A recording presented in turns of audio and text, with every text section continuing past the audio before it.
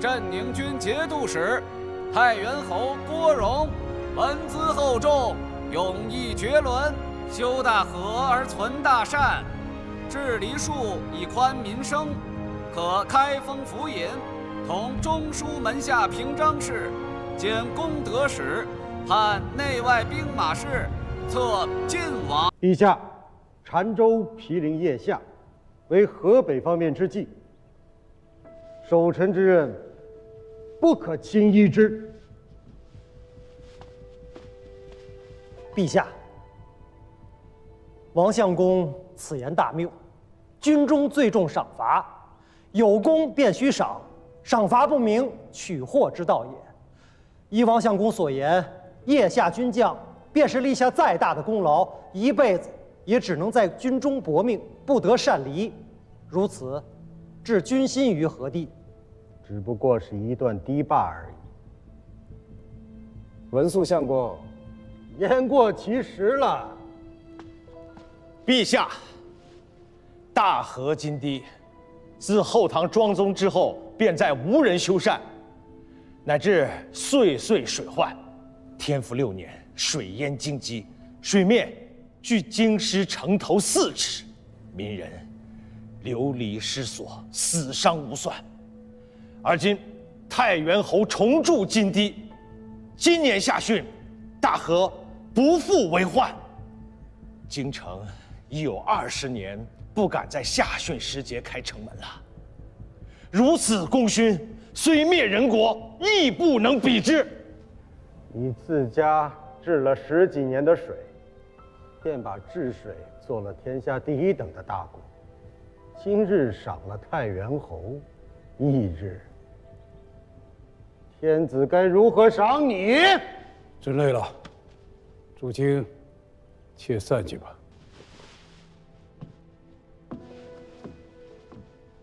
恭送陛下。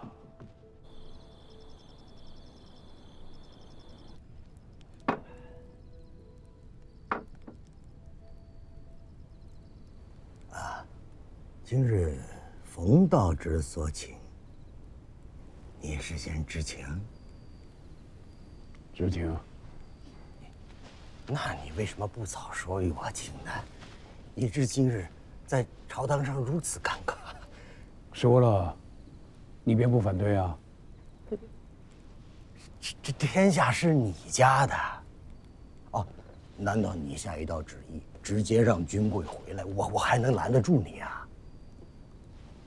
是，我是反对他做储君，可我也不是见不得他回京啊。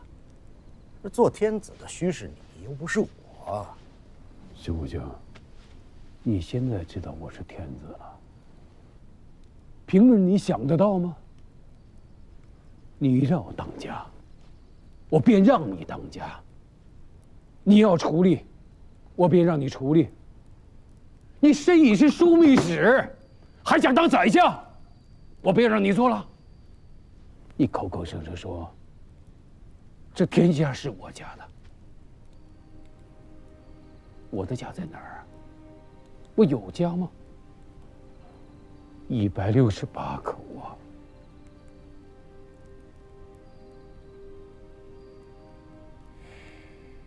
男女老幼、妇人婢女加在一起，168条性命活生生血淋淋。你说这天下是我家的，我家在何处？这天子有什么好啊？能抵父母妻儿吗？以前的皇帝都是称孤道寡，我这个皇帝是鳏寡孤独居。你翻翻史书，凶不凶？有我这么凄凉的天子吗？我除了你们几个老兄弟，还有一个董事，一个军贵，就剩下你们了。既然你提到了军贵，那我今天也不叫你官家了。文州，我再劝你一次，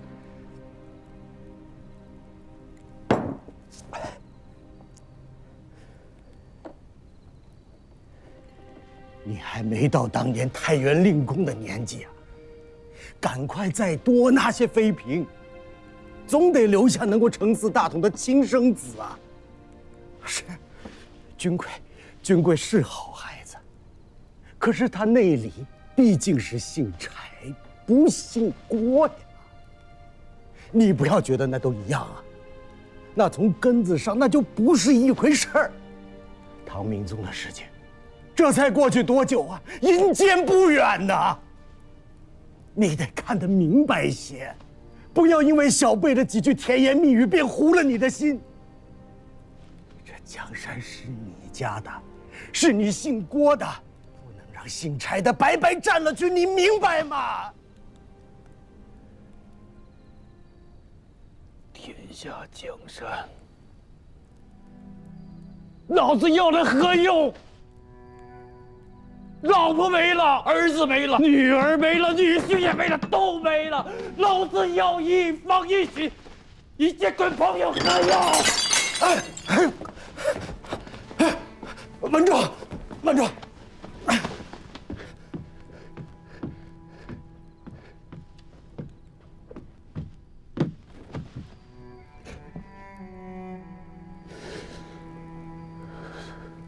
当兵吃粮，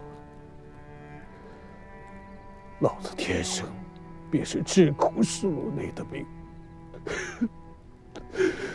那跟老子的家人无关的。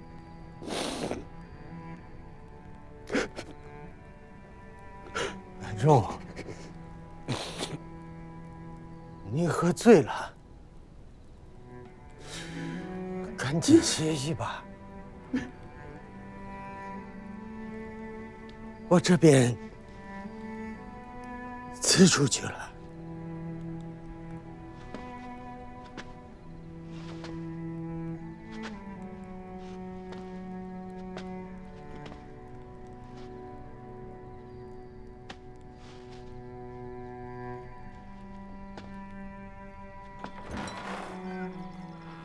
大人，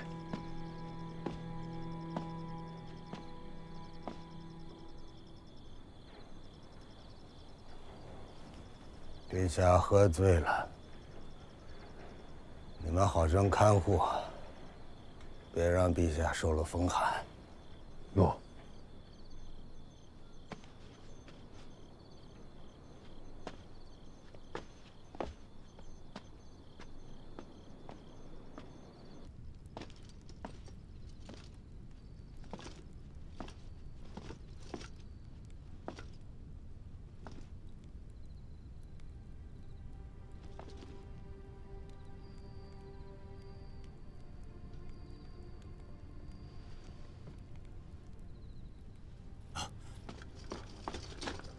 陛下，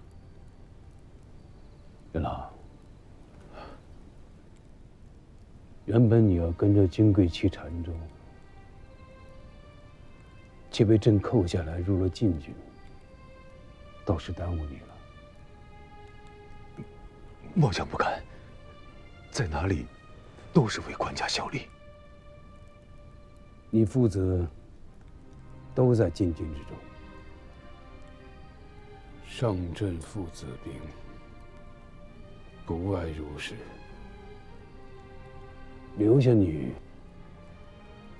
是知道你跟金贵有兄弟之情。兄弟好啊，只要不反目，能打虎，能断金。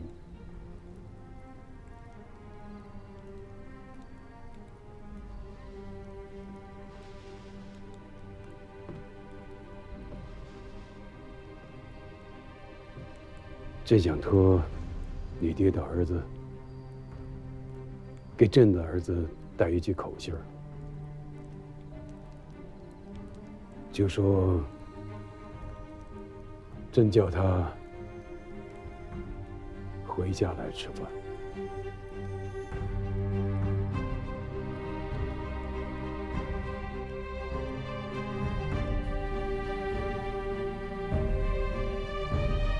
自从军入仕以来，披甲持剑的皇子赵匡胤见了不少，却从未见过郭荣这般身着缁衣、浑身泥水的皇子。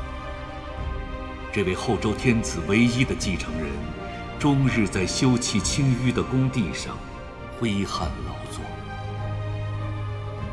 多年来无休止的藩镇相争和政权更迭，使官府无心治理河工，乃至于黄河两岸生民每岁接受洪水逼城、毁污淹田之苦。这条孕育了中原王朝复兴之地的黄河，无时无刻不在叩问着历代中原王朝的良心。陛下，老臣年迈多病，其骸骨归养林下，望陛下恩准。令公四朝元老，海内人望，朝廷之元首，国家之柱石。天下离乱已久，须臾离不得令公。若说归养，朕也想归养，想想罢了。咱们便都勉为其难吧。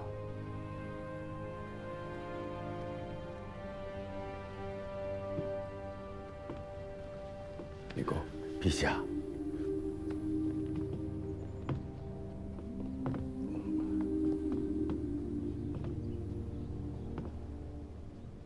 锦贵，儿臣在。自即日起，河堤上的差事免了，入中书门下细学政事。冯令公久在书亭，威望隆重，你须以师事之。儿臣奉诏。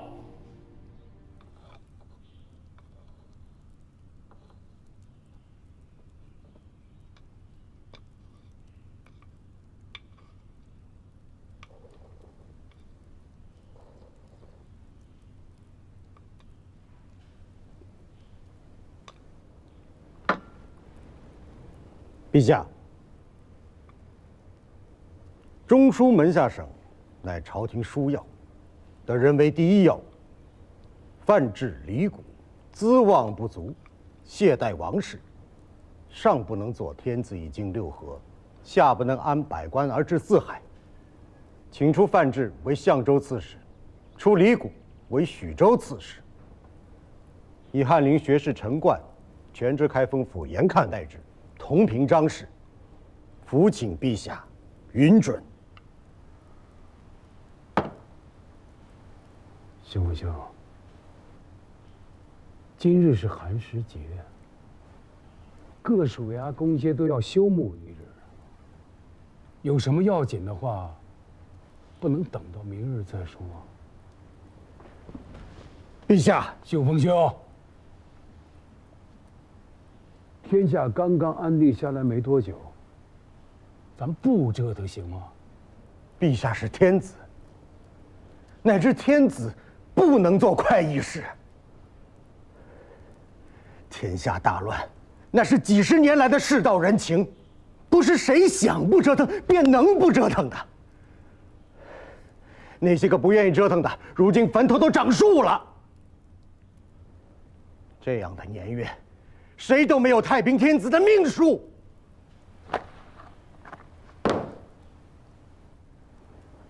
你先下去吧。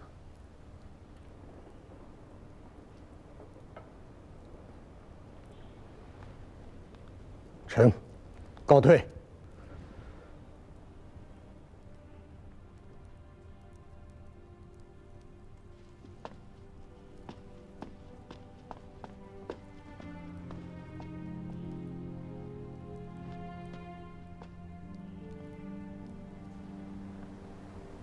他还是不肯罢休。林公，朕不为天子之事，众兄弟诸事同心。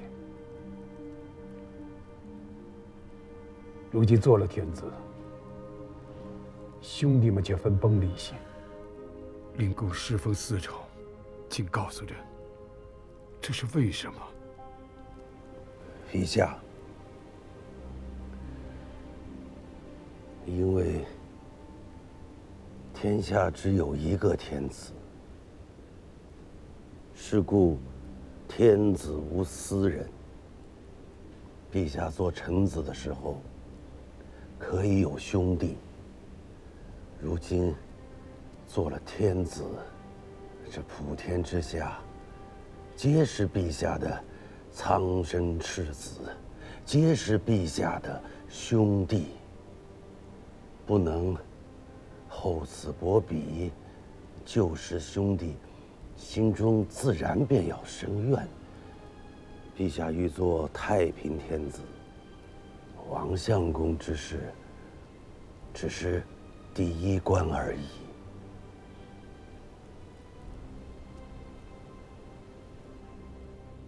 门下，朕承天运，福有四海，念国之政要，当以贤能为本，以宫中为义。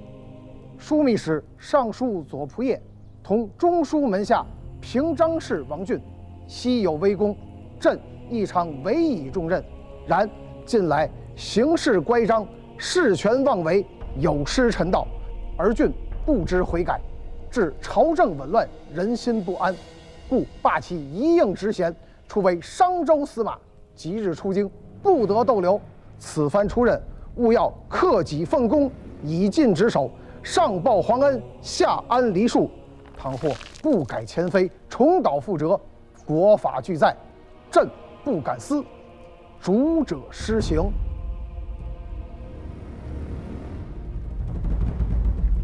终究还是走到这一步了。当年在太原，秀峰有个秀才的混名，凡事看得开，有任侠的义气。每逢木秋之日，他都会从府铺里拎出一瓮酒来，招呼众兄弟们野宴一番。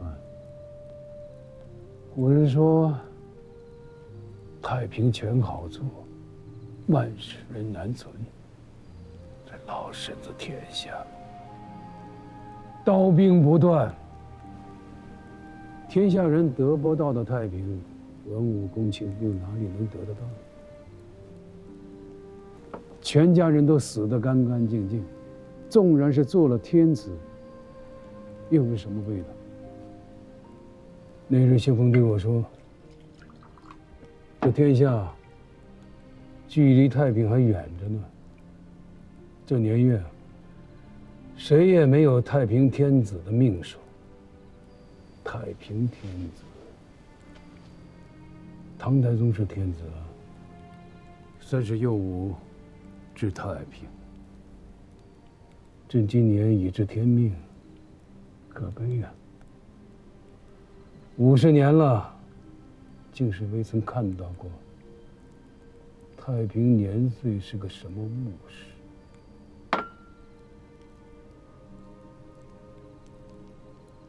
怎么了？我再去取些酒菜来，你们爷俩好好说。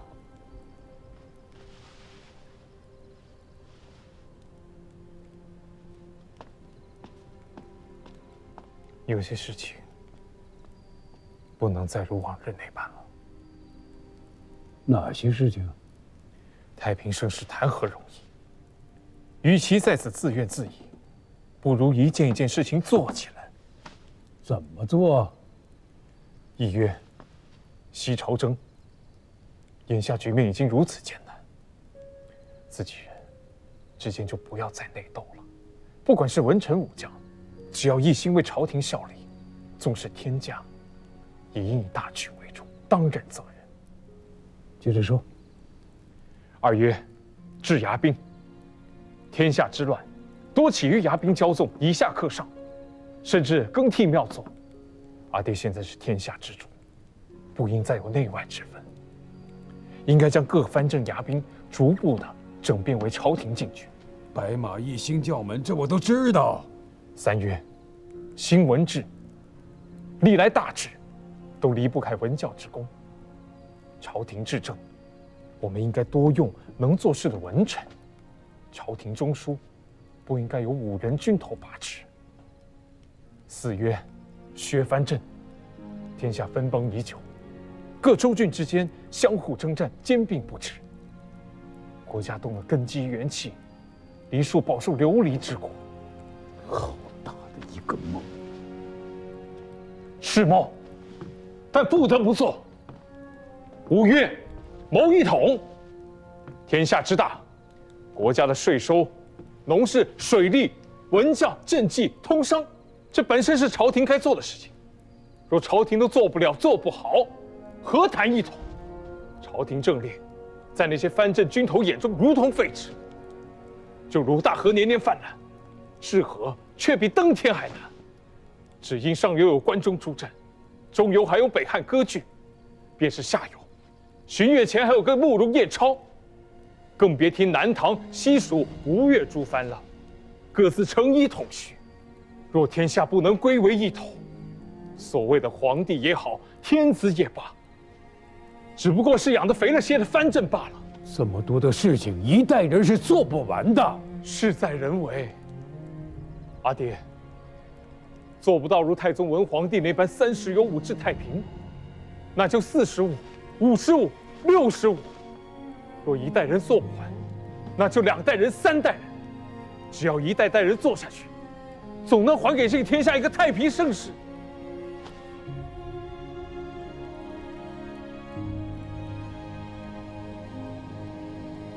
左监门卫大将军、潭州刺史、镇宁军节度使太原侯郭荣，文资厚重，勇毅绝伦，修大河而存大善，治黎庶以宽民生，可开封府尹，同中书门下平章事，兼功德使，判内外兵马事，策晋王。不填我至公之举，但告遐迩。贤士闻之，主者施行。臣叩谢陛下天恩。